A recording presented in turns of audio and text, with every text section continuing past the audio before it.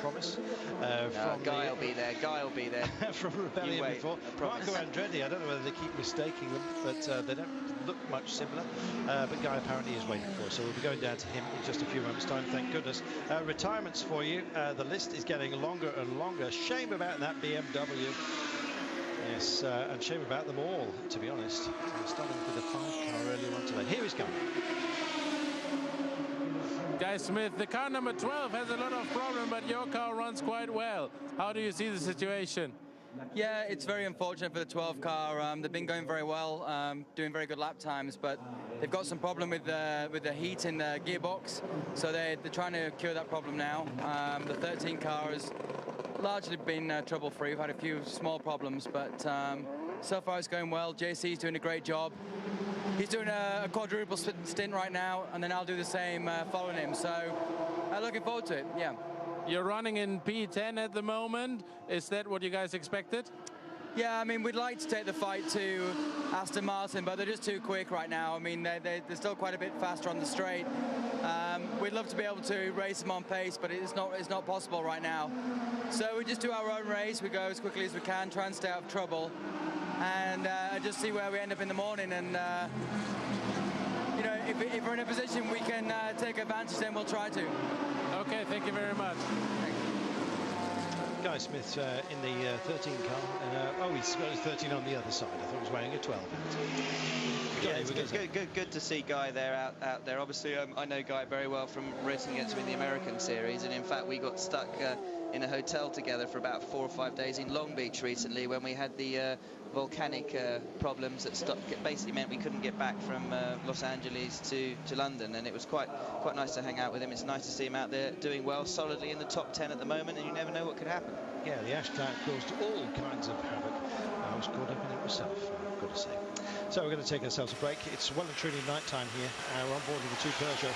It is our lead car, and it's still absolutely pedaling out there. 141 laps completed, with just over 15 hours and 13 minutes remaining of this phenomenal event. Yes, it never fails to just fascinate. It's always a different story, and this one is far from over being told. And I think that's the main worry for Peugeot down there. Every time we go down, they look ever more worried, despite the fact they're in positions 1 and 2 at the moment. It's 50% down so far. Mark Jenny battling back. He's in 7th place at the moment. Welcome back. Yeah, as you can see, it's more than relaxed down at Audi. Just while we were on the break, we were just checking in with the Drayson Racing Lola Judd, which unfortunately is still having its issues with its floor and oil smell apparently, which is slightly scary. And as we just rejoin Alan McNish here, I have to tell you that Marc Genet and the Peugeot, they may have had a brief break, but he's just gone fastest in the opening sector, and he means business. The air's getting a little bit cooler out there. The tyres are absolutely perfect. There's great vision because it's at night. I know a lot of drivers actually prefer that on occasion because everything's illuminated. You've got to know where the enemy is ahead of you, and also if you're being chased down. Right at the moment, Marc Genet is doing a lot of the chasing, and it's Stefan Mucker who he will be introducing himself to, I should imagine, on track before too long out here. Just checking in as well with the 76 Matmut machine, just getting cleaned up and ready to go, refueled and the rest. And nice at last to see the 28 car coming back out here. Brief hiatus for them. They took themselves a bit of a spin and had to get checked out. That's exactly what's happened. Later on this evening, we're going to have Neville Hayes going to be hosting our Up All Night Club as it goes very, very dark there. Neville, welcome to you. Welcome indeed.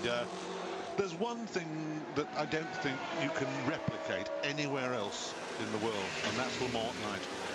There's just something about it, there's a magic about it, and it doesn't matter all the racing that I've been to, anywhere in the world, there's something about Le Mans at night that's very, very special. And you say, why do you want to do the night? Because the night stretch is Le Mans. And as you can hear, it's like Dr. Jazz.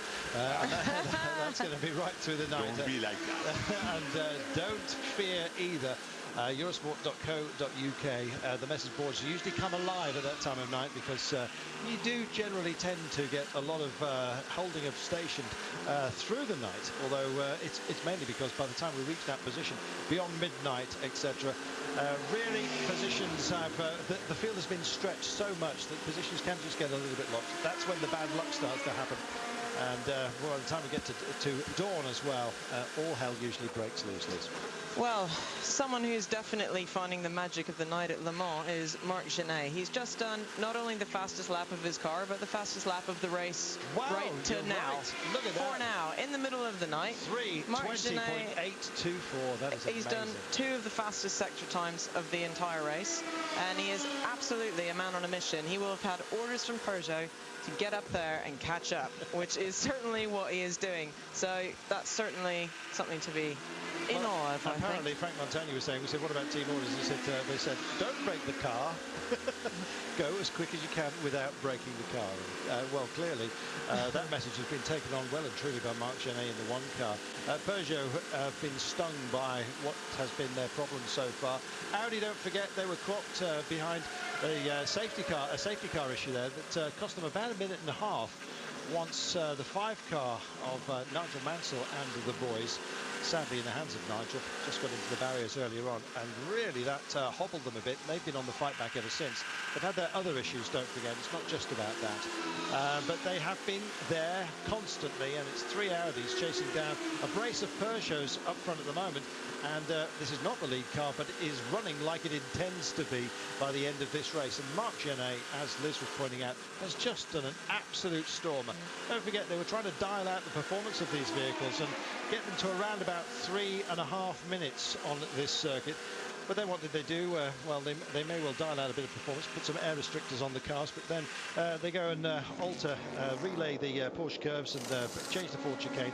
And it seems that the times have come all the way back down. The magic was 3:20. They thought if it goes below that, that's very, very quick. And we're only, what, 3/4 of a second off that mark right now. Yeah, no, this is really quite spectacular, and I have to say, as a driver that's been here, I really love this time of night. This is one of the best stints at Le Mans. It's when it's just gone in tonight.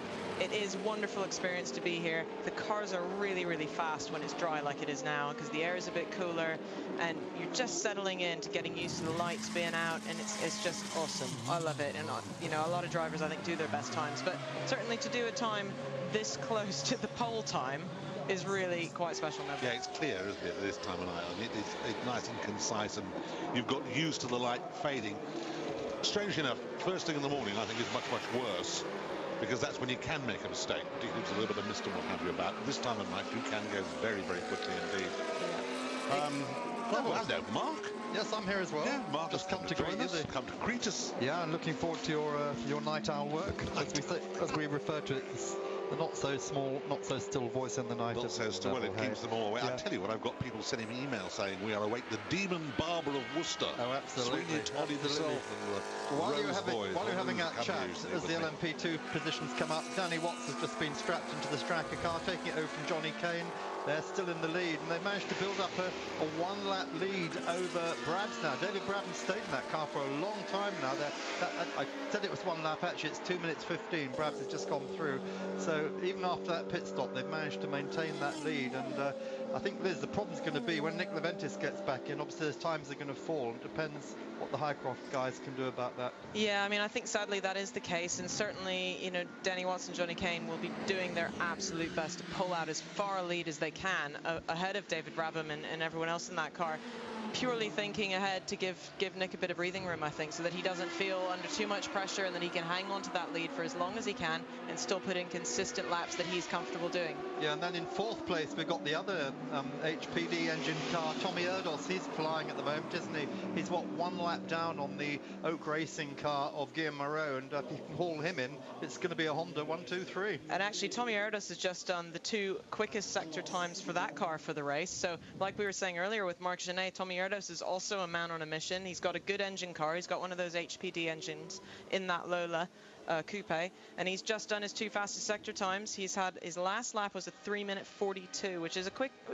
lap, but not as quick as he can do. But I think this lap we're about to see is going to be pretty special. Neville, you've been watching everything tonight. Watched quite a bit of it, yeah. What's been lighting your fire tonight? I think that, well, the surprises rather than lighting the fire, the surprises have been that I thought the Astons would probably be a bit further up. We're just going out to the pits, Neville. Hugh de Schoenack. Vous êtes deuxième pour le moment. Ça marche bien avec le Peugeot Oreca. Well, it's been a big moment for you, hasn't it? The second Peugeot here, and très fort pendant les premiers tours à une cadence extrêmement rapide. Well, we've been putting a lot of good quick laps. We've got a very good rhythm, a cadence over the circuit. You know, we are here as the 4th Peugeot, but we've been keeping with the factory cars.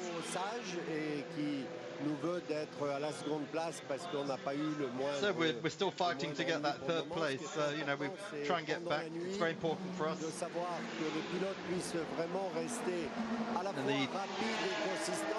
And we got very quick drivers. The car's been excellent. It is, you know, as quick as the factory cars.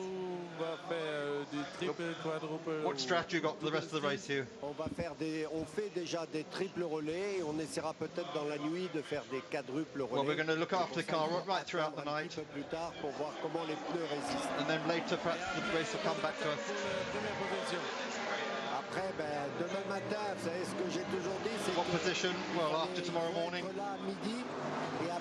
think by the time we get to midday, we'll have a good idea where we're going to finish. And en fonction de la place que l'on aura, le podium on le veut, la deuxième place. I think if everything goes right, and you know, God willing, we're going to be there on the podium.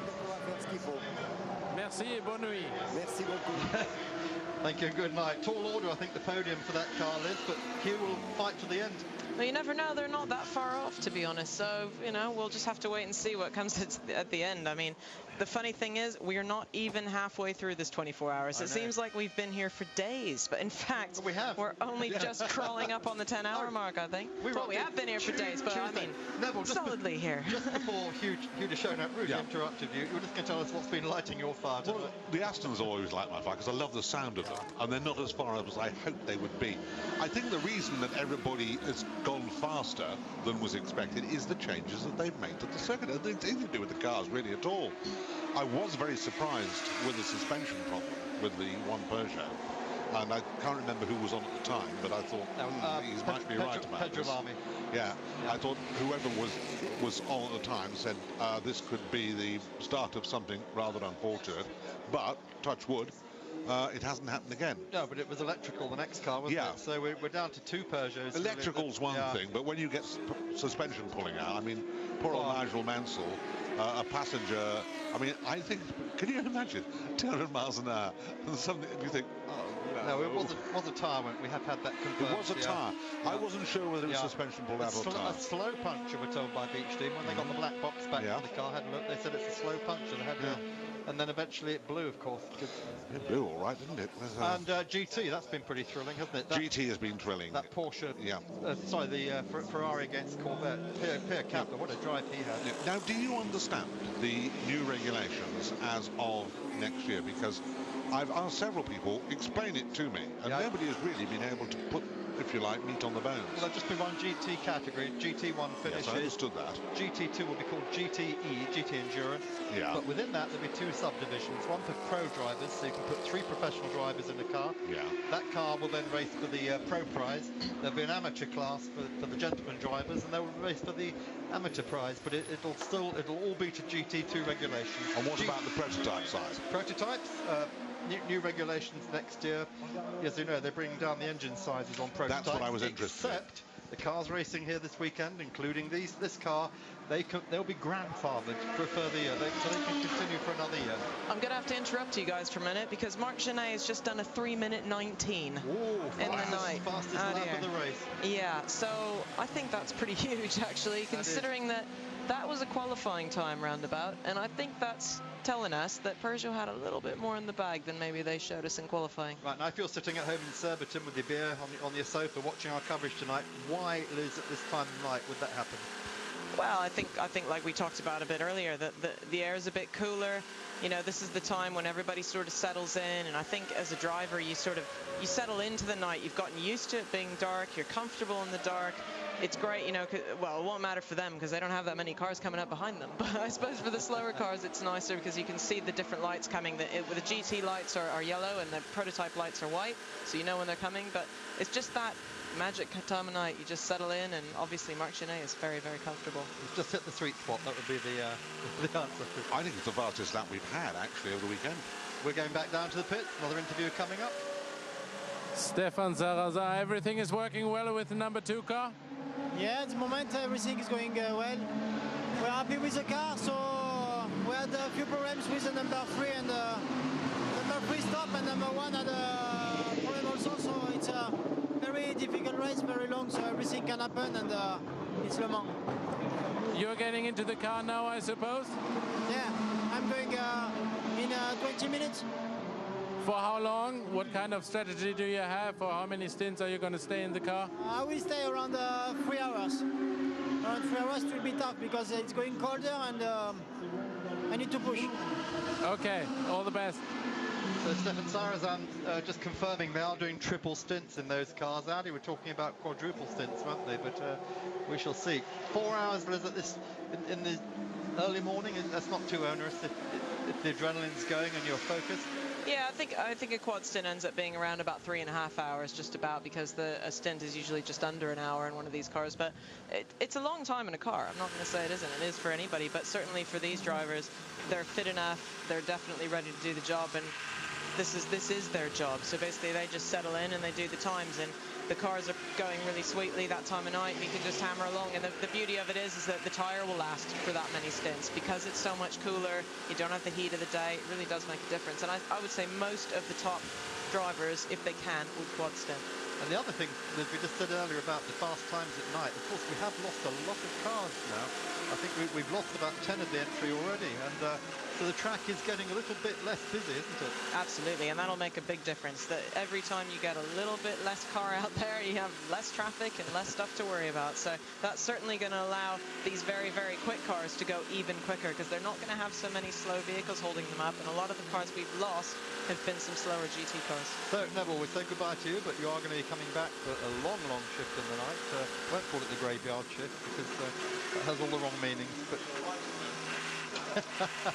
never gets a pat on the back, and just to send him away in style, we've got a message from Jonathan Ara. Says, Nev, you're a legend, and looking forward to the Night Owl Stories commentary.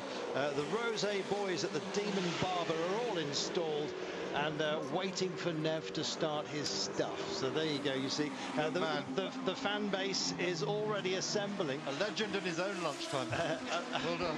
And what a lunchtime it was. Oh yes, still going, isn't it? It started at 11 o'clock this morning. So the one car is finally coming in. They need plenty more fuel on that machine. It was very, very light and going very, very quick, Liz. Yes, it is. Sorry, I was just reading something else and had a total moment there. That's all right. So we've had something I think we've got a lot of people going very quickly. I've just seen one of the quickest sector times for the Audi number 9 car with Timo Bernhard in that. And Timo, a real technician behind the wheel on one of these cars. He was fantastic in the Porsche Spyder as well. I raced against him in the American Le Mans Series the first year that car came out.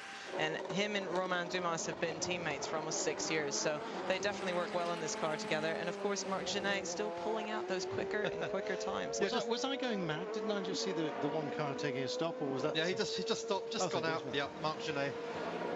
And not only has he just gone out, but he's actually quickest sector in the second sector. That was before he came in. Yeah. All right, thank goodness for that. Good point to make, Liz. You just mentioned about Bergmeister and Dumas.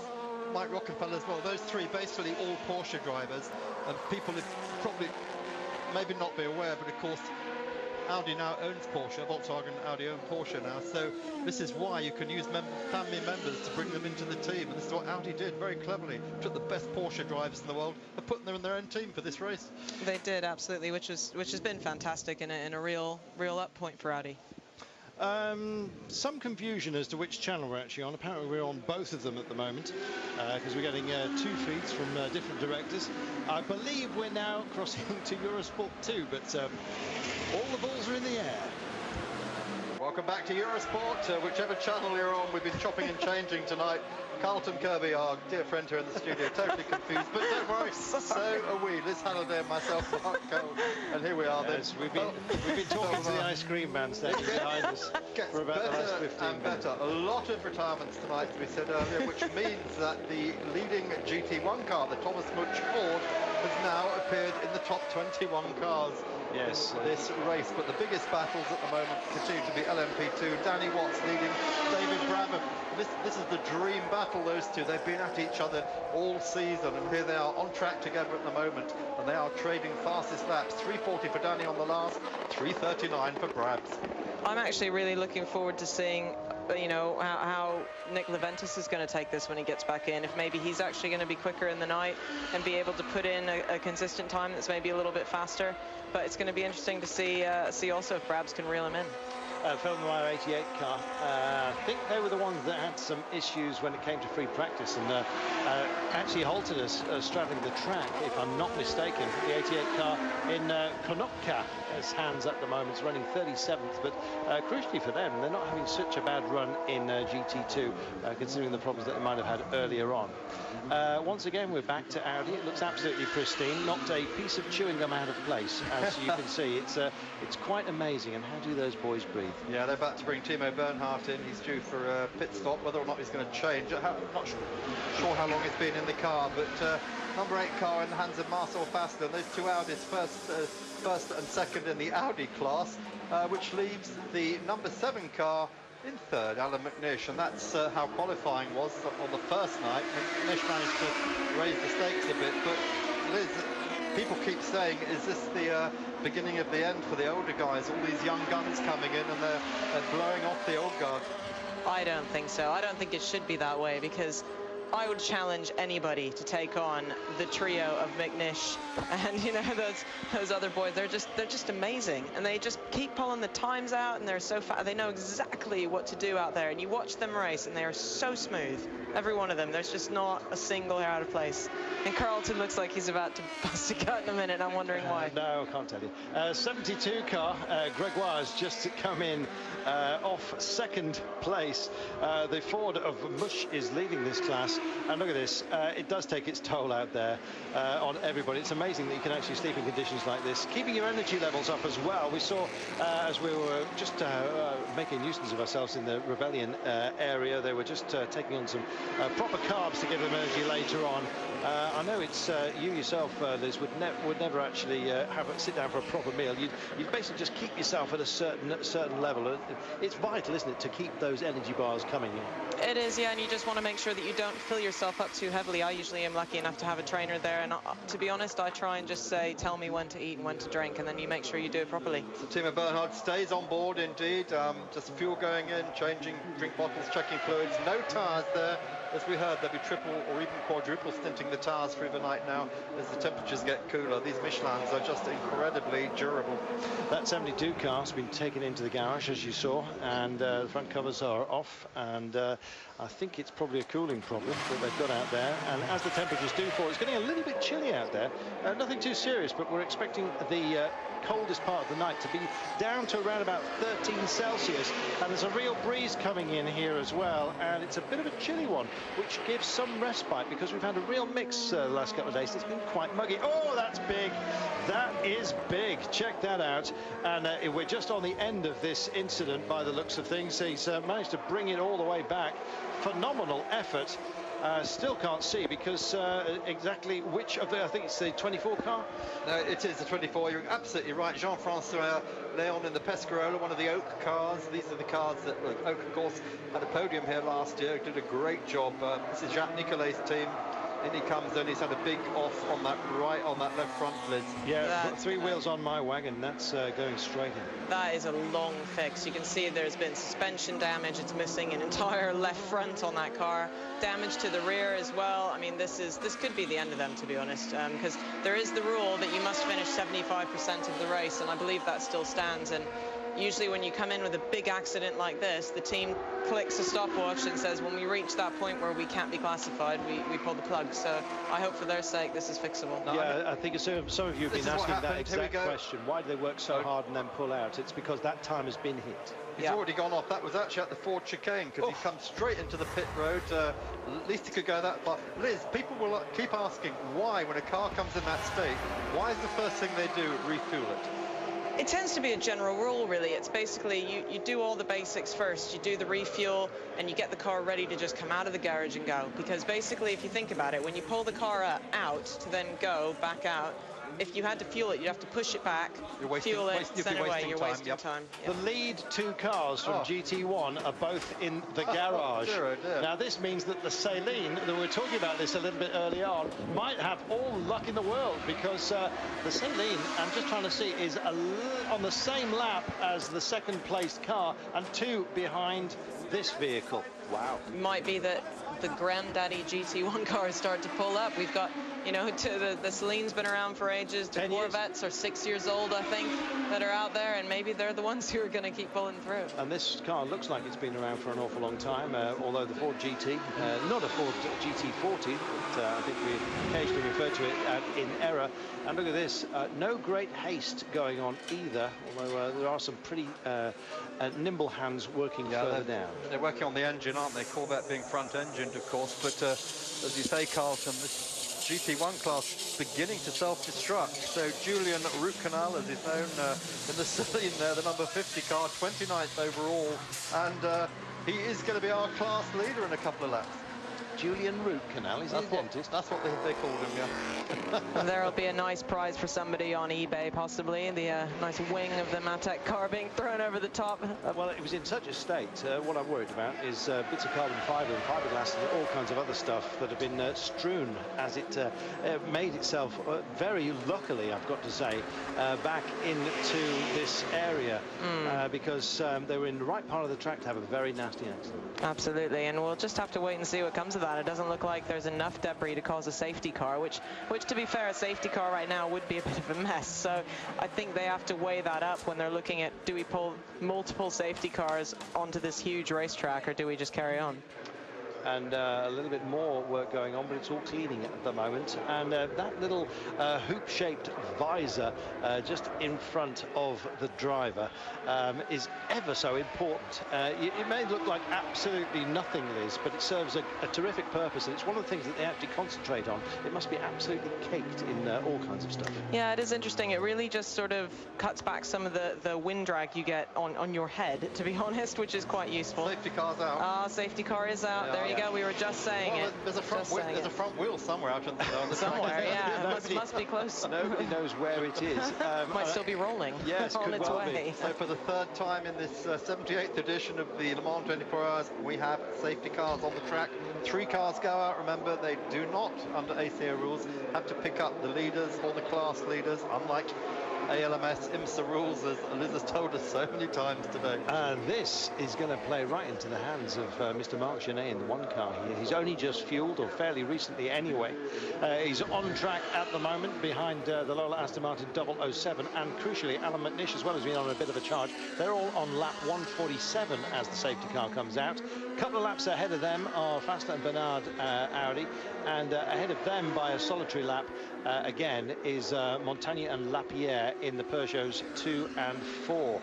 So this is going to bring the field, hopefully, back together. Yeah, but we've got a number of teams waiting in the pit lane, I think, ready to receive their cars for fueling. This is coming at the wrong time for them, because as we've seen earlier, behind these safety cars, if you stop, try and go out again, you're going to get held up for maybe half a lap. Well, you know, I've got to be honest, I think it's a bit of a mess. I'm not very impressed by that whole sequence, because what we basically do is, ta-da, we've got a safety car. Now, all of your race preparation, all of your hard work means nothing, because it's just down to the potluck of where you might end up behind which safety car, and if you get stuffed when you want to come out of pit lane. So I'm not very happy about that, I've got to be honest. Peugeot is held up as they try to go out.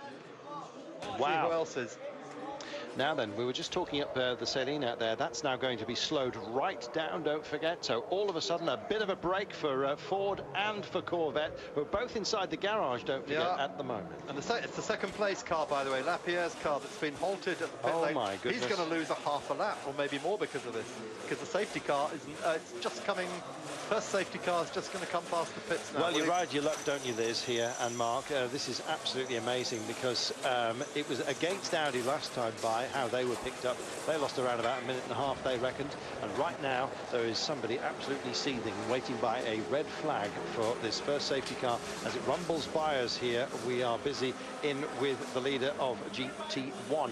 Now, this may have actually come to them. I don't know. A little bit of a rueful look there from, is it De Portalis waiting to get back in? I think it might be. Right, Lapierre's been released now, but he's going to join the back of the first of the safety car train. It's going to be interesting to see what is going to come of all of this. And just a minute ago, we saw those corner workers sweeping up shards and shards of carbon fiber and glass. And just a moment to give them a bit of thanks, because they work very, very hard around this track. And I don't think people realize that basically everyone here, they are professional marshals, and they do work very, very hard, and they keep us running and they keep us safe on the track. So just a big up to all of you guys out there. Thank you. Very, obviously, that gearbox change they've done on this car hasn't quite worked. Maybe something else has come up in the laps he's been out. He's been out for 5 or 6 laps now, but not looking good. A lot of head shaking going on. And that car stuck firmly in the pits. Well, it's a real shame when any of the real competitive cars actually find themselves there, but they've had their issues big time, and it's all back. I wonder if it's all done. There's no rush. They're not working on it, Liz. It's not a good sign. Well, they are bringing it up, so let's see. Yeah, no, they're putting it on the hijacks, it looks like. So that's something under the car that needs looking at. Could be gearbox, could be def, who knows. The 11 car's back out, by the way. Manuel Piro, he's running in 37th place, though, and for a P1 car, it's not good news. You know, they've had a rough time. They have had endless problems in and out of the pits. Not the way you want to be at Le Mans 24 Hours. However, they are still running, and there's a good 10 or more cars that are not. So I suppose at the moment they'll be thanking their stars that they are still running, but certainly slightly disappointed to be at the bottom of that LMP1 category. Again, we've got cars caught in the pit lane. Now that Guillaume Moreau is just going out now to join the back of the crew. He was running in, where were we? He's third in P2. That's going to hurt him as well, because he has got Olivier Pla coming up very quickly behind him. Just looking a long, long way back, and I can see the train of cars just through the lights of the Ferris wheel here, just making their way, but it's still a painfully long, long drive for them, and I think they've probably got about another 20 or 30 seconds to wait before this second safety car, and here they come, actually comes through here. And it's impossible to tell you which cars have been picked up here because of the flaring lights. We can see just about as much as you, and we're here. And one of the things to keep in mind is that it is a lot cooler tonight than we have been. It's cooler than it was earlier on when we had a safety car. So one of the big issues that's going to be here is we don't know how long the safety car will be. I don't think it'll be very long, but the tires are going to cool down a lot on all of these cars. So that's going to become an issue. We've got a huge clump of all sorts of different classes in together with cold tires. So hopefully everybody's going to be able to get a bit of heat in there. You can see them trying now. You can't see on the screens the pit lane, but there's a lot of light flashing going on down there. Very, very upset drivers saying, come on, get that red flag in. We've got to get back in. I mean, that has really hurt, as we say, the third place car in P2, Guillaume Moreau. And he's furious. He's been flashing his lights the last couple of minutes. Well, if he had a horn, he'd be hitting it, believe me, because right now the second train has gone by and they're going to be plumb stuck behind them. Right, red flag's been taken in for the pit lane. Out those cars go, but Moreau has been very badly hurt by that. He's almost certainly going to lose third place in P2 as a result. That's a real shame for the 35 car. Frank Kitty was in that train. We saw him, so he's in a fine position as we speak. Goodness me, it's all over the place. I think why on earth not have a wave by and just pick everybody up? This just isn't the way to do this race. I'm sorry. It is the biggest sports car race in the world, possibly the biggest race in the world for a lot of people. For me, it certainly is. And I just hate to see, like I've said so many times, the fate of people's race being determined on, you know, just where they randomly stick them in a pace car. I don't think it's right. I'm just wondering whether the thinking is something to do with the fact that the flag may actually change in the safety car might be called in rather quickly, and so they just want to get the race back without having to have too much of a disjointed stop. Simple as that. But I'm sure there is a good reason as but well. one can only hope. But why spoil other people's races in doing that? Exactly. Liz is absolutely right, and I'm sorry. Here comes Daniel Prost, and wants all our passes off us. Yeah, exactly, Liz, you're sacked. Sorry, Eurosport. Just looking down on pit lane, Olivier Pla in the Ginetta.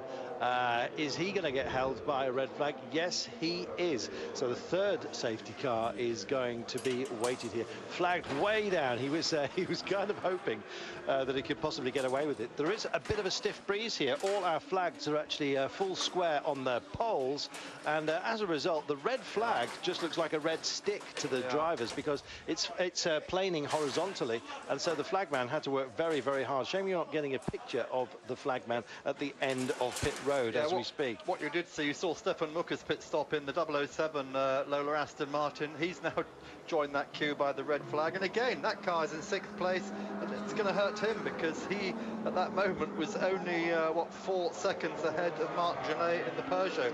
So that means that plate has changed on the track already. Safety car's gone, and we're racing again. We're green flagged here. You saw the lights were off, and away they've gone. So you're going to have to forgive us, because we're going to have to wait just like you to find out who's where after that mess. Well, goodness only knows. So we're about to find out. On board with Frank Montagny in the 2 car. This is our leader, but look how busy it is up front. And when you get trapped like this, you're in all kinds of traffic. It's all compressed, don't forget. And all classes have got a very, the perfect right to battle for their own position on track. So why on earth would they give you the wave by here and help you within your race? They're busy doing their own thing, and the 2 car is going to have to respect that. Frank Montagny can see, well, as you can see, what he's seeing right now, past the Hankook machine right now, and just taking out, I think, my favourite Viper Green. Yeah, that was the Chrome car. Yeah, the Chrome Rizzi car. So, so as you say, we're just going to have to wait for the cars to all land, having thrown them in the air. Oh, not again! Rebellion These again. Poor cars have had such a hard run. This is really Jean-Christophe Rebellion. Yes, it's a watch company, incidentally. Yeah, but. Yes, he was in 10th place. That's a big impact, Liz. I think that's got to be it. Could have seen cold tyres taking the best of somebody, or maybe a bit of a nudge. Maybe a bit of both. I suspect that there's still a bit of gravel around the place as well, just to help them out. But yes, I think their luck has finally run out. But I think, when you do a restart like that and you're in all the traffic, you know that things have changed a bit. You know there could be debris. You know the tyres are cold, so you do have to keep that in mind. And most of the drivers will come through the restart and be a bit sensible. You want to go. Trust me, everybody wants to go. But you've got to keep in mind that you're piled in with the traffic. Andy Merrick there in the number 6 car. That's the other Oreca car, the non-Peugeot one. Andy came in the car. He stayed in it, in fact, hasn't he? So he's being refueled. That car was in 10th place. Just waiting to see what's happening at the head of the field. Our screens are still showing Montagny from Lapierre and the 2 Peugeots, but we're pretty sure that Lapierre will have lost a whole bundle of time.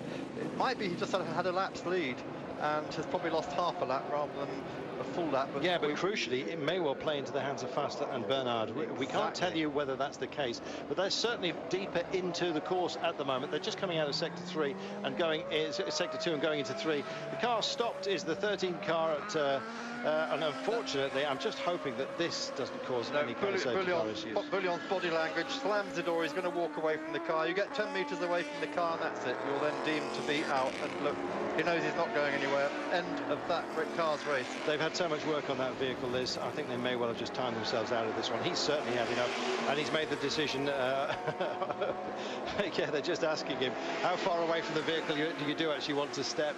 And he said, well, the full 50 yards, please. Yeah, no, I'm out of here. They've not had a great run, or they've not had a great week. And actually, Jean-Christophe Bouillon is a really good driver. He's a fantastic driver. Yeah. Many years with Pescarolo, and a lot of great results. So I just wonder what those cars have been like to drive. He crashed that car Thursday. He did. Wednesday night, remember? He did. And he's done it again. Yeah. So, it's not great. No, not great at all. It's a busy night, and it's going to get busier, except for these boys who are in pack-up mode by the looks of things. Right, now what's happened? Nick Lapierre, who we saw held up at the pit lane exit, he has not lost second place, Liz, but he has lost a lap. He was 1 lap ahead of Marcel Fassler. That's now come down to 79 seconds. Yeah, no, at least we've not seen complete disaster up at the front. However, it could have fallen nicely into Audi's hands, and I don't think it's completely gone that way. They were probably hoping it would, but certainly it's not shaken things up quite as much as it did through that first safety car. No, but they are on the same lap as the second place car, which puts in a tremendous pressure now on Montagny. He's just a lap ahead, don't forget, of both his teammate in the 4 car, and then Fassler and Bernard in the Audis, with Alan McNish just 2 laps further behind. Audi have got to have the belief that this is a long game. We certainly know they have local yellow flags flying here. No overtaking at this point. We're going to have to take our leave from Eurosport 2. We're heading back to Eurosport International as far as we can gather, because, well, we've been told, just like you've been told, that we're 24 hours uninterrupted, save for the fact you've got to press the odd button or two just to keep in touch with us. Well, the safety car may have gone, but the racing is still just as compressed here. It's busy, busy stuff. In the middle of that light ball, there are an awful lot of cars, as you can see. We will take our leave and transfer to Eurosport International and maybe see you. A lot of busy activity down there. It's Ollie Jarvis in the 15 car. He's just pitted off 9th place. Samsonite, Philip P, Tim 70, Sophie, Moog, Andy in Coventry, and Gabby, and a whole load of others too. I'm so sorry. I don't know where we went. We thought we were live. We were still belting away down here, but we'll do our best to resume now that we are back, and keep you happy. We're certainly, hopefully, keep your fingers crossed with you, not going to be leaving again. So there we go. Uninterrupted from now on, hopefully, but sorry for the hiatus. I know you were off and upset for a little while somewhere in Britain. As far as I know, the Asia-Pacific region have been enjoying it from right the way through, but there you go. I'm only guessing because we're slightly in the dark. So are we entirely on course here. 14 minutes and 18... Let's do that again, shall we? 14 hours, 18 minutes and 28 seconds. It's a long, long time to go. We're not even halfway. Can you believe it? It feels like we have just raced for a year. And for Peugeot, it feels like it's been a lifetime because they are looking behind them at the moment. 2 of their cars have been in trouble. One of them is really battling it back. One of them is out. The 3 cars gone. The 1 car in the hands of Marc Genet is driving so unbelievably out there, considering his fuel loading as well. He's come in and he is attacking Alan McNish, who's out in front of him as we speak. Sarrazin and Lapierre are in positions 1 and 2. Sarrazin is on a lap ahead, but crucially, Lapierre and then the Audis of Bernard and Fassler are on the next lap, and 1 behind them is Alan McNish. Peugeot starting to look over their shoulders. They're looking a little bit nervous down there. They're looking a little bit tense. Others, well, they've got more serious problems, as you can see. Well, I think that now that Sarrazin's just gotten in the car, we might see some pretty amazing times from him as well, because he's going to want to pull away in that lead and get as far ahead as he can. Sorry, it's getting a little bit late. I'm having issues speaking English. Tuesday teeth in. Yeah. but yeah, no, I do think we might start seeing something magic from him, because these are the sort of conditions he likes, and he's going to want to pull that lead ahead as much as he can and make some room. Nice to see Emmanuel Piro come back out here. He's a fantastic star of Le Mans. Unfortunately, he has been saddled with what has been a whole load of ill fortune here. It's a terrific outfit, this, but sadly, Mark, they've had a really challenging time, and they're back out. They have floor issues, they've had oil problems, and the back end is coming back off, so they haven't even made it back to the course just yet. I'm sure their own clock is also ticking out. Yeah, I mean, this car really flattered to deceive at Sebring, didn't it? Yeah. We saw Manuel Piro mixing it with the Peugeots in the first couple of hours at Sebring. He actually split them all, didn't he? It was so quick round there, but the car hasn't proved reliable. It's not got the durability you need for Sebring or Le Mans. That's the big problem. It's blindingly quick, but it's not yet reliable. I think they were a little bit worried about this when they came to Le Mans. I know it's a big dream for Paul Drayson to be here in an LMP1 car and to have started Le Mans in that front class. So I was very pleased for him that he got to do the start. It's an awesome experience, but I'm sad for them now because it's a beautiful car, and I wanted to see them come out and just storm their way through, but I know it was a worry for everyone. I know Emanuele said they've been working hard to make the car comfortable to drive for everyone. It was a little bit sketchy in practice, and you know, he was doing his best to keep that under control, but certainly he's loved driving this car and being a part of this team and being back in sports car racing and pushing hard at Le Mans. And I just hope they get it going again so he can get out there with a smile on his face. Of course, he's had more time to do it since his government disappeared from under him, and Lord Drayson, who was at one time the Minister for Business under Gordon Brown's government, that's all changed now. Those of you who follow British politics will know that. And Paul can now concentrate on what he loves doing, but let's just hope this is going to come better as the season goes on. 5 times winner of Le Mans, Emanuele Pirro. It almost gets forgotten, doesn't it? It's such a tremendous record, and he's been part of some changes up top, but he's found himself still within LMP1, albeit with the Drayson outfit, and they've had a lousy time. Also, it's not been a blessed run either for Ford. No, it hasn't. This has been a tough run for them. There were 3 Fords that came here, and only 1 remains at the moment, and only just. It's hanging on by a thread after losing its rear wing after contact with a prototype, we hear. Yeah, the BMW have had their issues as well. They came here expecting a lot was expected of them as well. Some people complaining that touring cars really shouldn't be part of endurance racing, and I think they possibly got caught out as well. Liz was talking a little bit earlier on about the performance levels that suddenly they're being met with out there. It certainly seemed to be an issue with the Art car a little bit earlier on. That's the Jeff Koons design machine. Won't be seeing any more of that. It's one of our black lines of doom, I'm afraid. BMW's response to those criticisms is the touring cars have 4 doors. Our car only has 2 doors. It's a GT car. Well, there you are.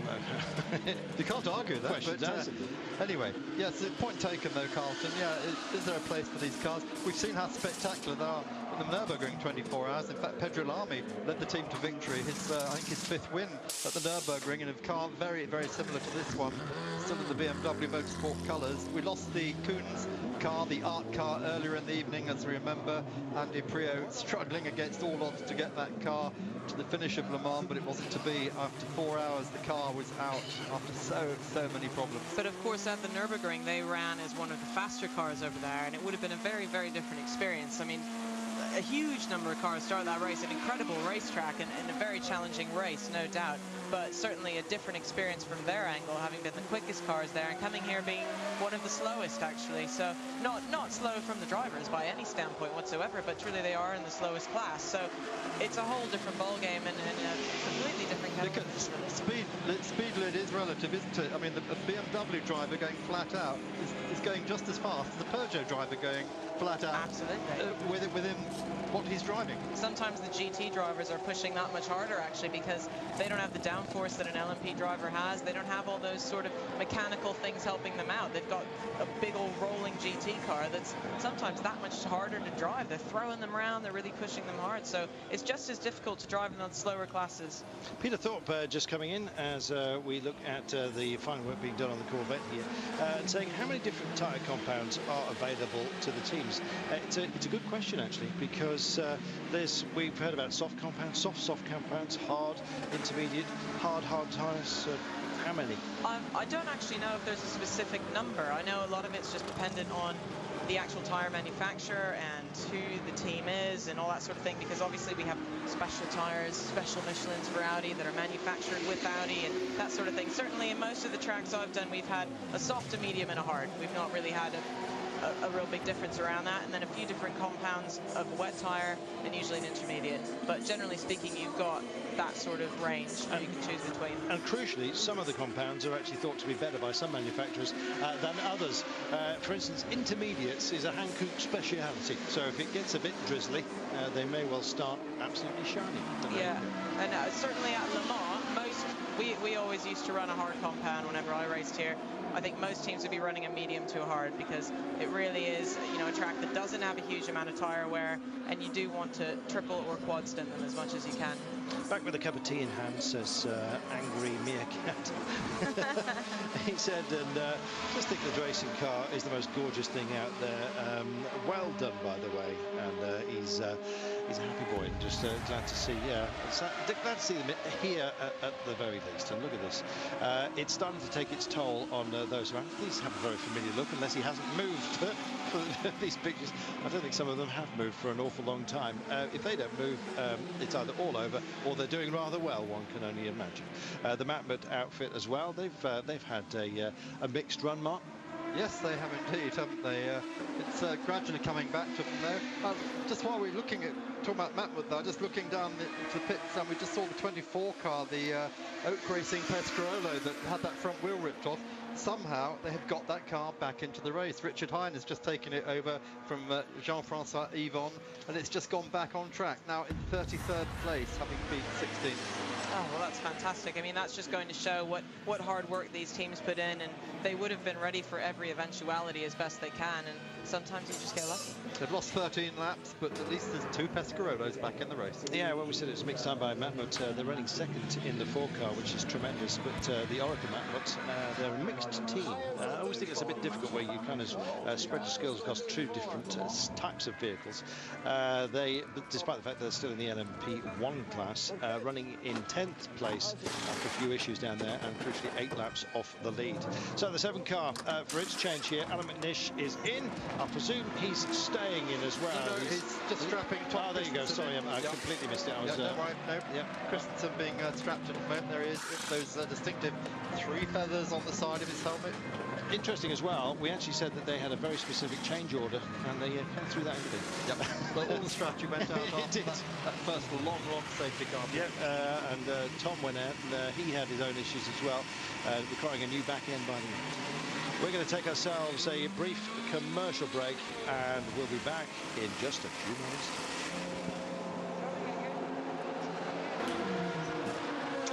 Front-end issues, we thought suspension, but they've immediately gone to the back end here. Obviously a lot of issues on the 39 car.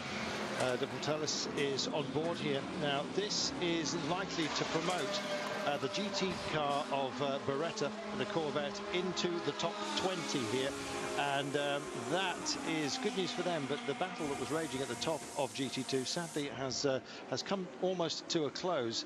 It's a lap separating now once the Ferrari got into bother. There's a couple of Corvettes on top, but Patrick Pilet is leading the Porsche charge. Liz, you spotted something. Yeah, we've got one of the Lola technicians actually is in there working on that car as well, so it makes me wonder if it's something a little bit more serious and internal. Well, it certainly didn't look like a quick fix. There's nobody being too busy out there. Thanks for all of you, by the way, who've been in on the website. We're hoping we may well have, well, obviously you've got your night thread coming up and your Up All Night Club. I know some of you are very keen on that. The number 1 car here is busily making its way in. Marc Genet, who's been posting some fantastic times. I think the best time of the night so far, his quickest was what, a 3:20? 3:19. 3:19, yeah. Did he get underneath it? I missed that. No. I don't believe so, no. No, we've been watching that. So pace at the moment is around 3:23, 3:24. That seems to have settled down at the moment, but just occasionally someone like Genet or Sarazan will pop a quick one in just to remind everyone who they are and where they are. Just to keep everyone guessing, keep you all awake. Yeah, terrific. So he's in his box at the moment. Peugeot's 1 and 2 with the Audi Bernard and Fassler in second and in third. I should say. Marc Genet pitting off that 5th spot at the moment, but he's on 157 laps as opposed to 160 for our lead car. It's still in the hands of Peugeot, but it's by no means certain here. They're just starting to look a bit fragile, off mood, and in other departments as well, Mark. Yes, Peugeot mechanic really attacking the car there. It tried to eat him, he got out, and he jumped on it and thumped it. I think he won. He won, yes, he did. Yeah, faces like thunder. And when you think that they're actually in Ps1 and 2 here, with Genet posting some fantastic times, quickest on the night, as Bernard sent in an absolute steamer of a 3:23 here. That is a full 5 seconds quicker than Sarazan, who's not a slow man, who's on course at the moment in the 2 car. It's impressive. That is very impressive, and Timo's just put in a new fast sector time for that car as well. The first sector is even quicker, so he's really pushing through the S's and Touch Rouge right now. So this is our Anthony. Ant Davidson on board the #1 car as we go out, and he rejoins the fray in 5th place, just ahead of the Audi of Tom Christensen. Maybe it's not even that, because it was 28 seconds. Let's see how that pans out. 26 cars running slow, Mark, and that's bad news as well. Yeah, they've been deep in trouble, and but they were hoping to get a climb back. They are in 2nd place in class, don't forget, running in 13th place, and it's just suddenly gone back bad for HPD. They haven't been in trouble, they've been running rather well, but it's starting to come to them now. You've got so much luck out there, it's almost like an egg timer. The Sands have actually run against them here. It's in the hands of Franchetti, and it is slow in 2nd place in LMP2 at the moment. Dan Watts is going to be on his lonesome if Moreau can pick himself up here. He's got a 3-lap deficit. That's how dominant the HPDs have gone. They've been so adept, haven't they, Anne? Well, in fact, Danny will have a 4-lap lead if Franchetti loses a lot more time, and of course that will help Nick Leventis. When he takes the car over again, he's going to have quite a big buffer in his favour. It will. They will be absolutely thrilled in the Straka Racing pit right now that something, we don't know, we haven't seen it on the track yet, but something seems to have slowed the Highcroft car with Franchitti in it. And I think what we're seeing, what's been dominant is the HPD combination with that old Acura body that those cars have, because there is an HPD as well in the Mike Newton car, which is a few cars back. KSM 39 machine is in trouble, and what it's done is it has helped to promote 2 GT cars, GT2 cars. Both of the Corvettes are now in the top 20, 19 and 20 overall. They're the class leaders, and this is Alan McNish. I'm hoping we can have a brief chat with him. Well, we hope to catch up with him in just a few moments' time. Right now, we're downstairs with the 25 car. Yeah, I don't think you're going to hear from Alan, because that was Bruce Jones, of course, of Radio Le Mans interviewing him, and I hope just Sebastian will catch up in due course. Yeah, just caught him out the side of my eye. Here then is the what is now the 4th place car. Mike Newton still on board the Ray Mallock Lola HPD, just talking about the HPD car there. Just to remind you as well, the car that's leading that class, Danny Watts' car, that was Adrian Fernandez ALMS car of last year. Is it identical spec to the Highcroft car? Well, when I spoke to some of the guys working at Highcroft, they did say they felt it was. They said, because I said, oh, I heard there were some differences. They said, no, we've been told they're absolutely identical. But this engine has just been an absolute pearl, hasn't it? Yes. And already, we've been told already that there is a new engine coming from HPD next year. It'll be turbocharged, won't it? V6 turbo, which will still meet regulations with GT2. Yep, and it's actually an ex-Indy car. Oh, is this a new accident, or is this the old one? No, that's the old accident. Again, yeah, no, the HPD is actually an ex-Indy car engine, so it's very interesting that it's come in and been so strong. I think what they're showing us there was just how that car came into the pits, how it went out again after this accident, and they repaired it, and it's got back out. That's the 13 car, Jean-Christophe Bougnon, going off at the restart on cold tyres. You can never, ever be safe, can you, at these restarts? It's hard to know exactly what happened there. We couldn't really see the whole accident, but it could have been that. I mean, to be honest, Jean-Christophe, he would know how to deal with a restart. He's certainly had enough experience, so it makes me wonder if maybe something else happened, but it's very hard for us to tell here at the booth. Yeah, we're just trying to find one of you's been on our message board saying what on earth's happened to the 60 car, Philip P. We're still trying to find out. It's still in the garage, unfortunately, but it was going so well. It's still running 3rd in class, despite the fact it's 35 on course. We're just trying to find out exactly what the issue is. It had impact with the prototype. I definitely know that for a fact, and lost the rear wing to the pits, but I do believe they are still working on it. Yeah, there is. It's more serious than that. Looked a bit sheepish, cap in hand, going, oops. So I think perhaps it was his fault. They have changed the whole back end on that car. 64 then, this is the lead GT2 car. Ollie Beretta bringing that car in to hand over. Is he handing over? No, he's staying on board. They're not taking tyres on either at the moment, just fuel. This is really Corvette Rolex smooth, isn't it? It's amazing. They are celebrating 50 years of competition, and they've been doing it in some style. They've had some of the old peddlers back here, and it's been an absolute pleasure actually to see their joy, and the fact that the program goes on, and that GT will be graced by Corvettes for an awful long time to come, despite the fact that GT1 is coming to a close. They're going nowhere, and right now they we say that, but right now they're leading the class in superb form. We finally discovered, by the way, what the incredible noise we've been hearing several times a day is. It's a huge horn bellowing out over Le Mans. It turns out it is a ship's foghorn powered by compressed air, which Corvette had put above their pit. Really? Asked why, they said, because there's nothing in the regs to say we can't. So there we are. That is fantastic. We like that. I hope everyone was tuned into Eurosport then to hear that. That is awesome. Go on the American team. So guys, we're just about to hand over for the late shift. It'll be Martin Haven, Jeremy Shaw, Neville Hay, and Chris Parsons taking you the through dream team. The dream team. Absolutely.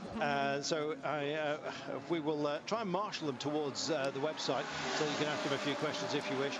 Eurosport.co.uk. Click the message boards, scroll down to Motorsports, and if you click them all and the topic area, that's the thread.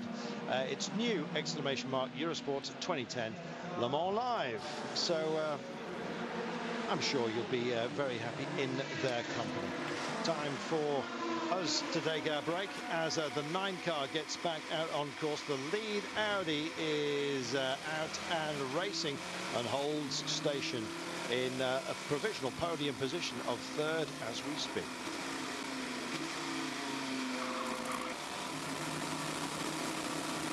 Hello, welcome back to Le Mans.